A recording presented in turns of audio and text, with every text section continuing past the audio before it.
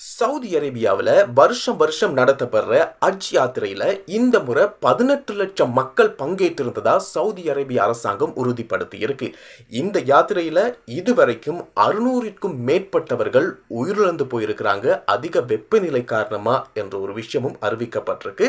அதே நேரத்தில் இலங்கையிலிருந்து ஆயிரக்கணக்கானோர் பயணமாகி இருந்த நிலையில அதுல ஒருவர் உயிரிழந்து போயிருப்பதாகவும் அறிவிக்கப்பட்டிருக்கு. இந்தியா, இந்தோனேசியா, எகிப்து, ஈரான், ஈராக், துனிசியா போன்ற நாடுகளை சேர்ந்தவங்க தான் அதிகமா உயிரிழந்து போயிருக்கிறாங்க. அதே நேரத்தில் இந்தியாவில இருந்து இந்த முறை 1 லட்சத்திற்கும் அதிகமானவர்கள் பயணமாகி இருக்கிறாங்க. அதுல 70 பேர் உயிரிழந்து போயிருப்பதாகவும் சவுதி அரேபிய அரசாங்கம் உறுதிப்படுத்தி இருக்கு. அதே நேரத்தில் கடந்த வருஷங்கள் எடுத்து பார்க்கும் போது 2015ஆம் ஆண்டு தான் 2000க்கும் அதிகமானவங்க உயிரிழந்து போயிருக்கிறாங்க. அதே நேரத்தில் 2016 இருந்து 2023 வரைக்கும் எடுத்து பார்க்கும் போது இந்த வருஷம் தான் அதிகமானவங்க உயிரிழந்து போயிருக்கிறாங்க அப்படிங்கிறது தான் கவலைக்கிடமான விஷயம்.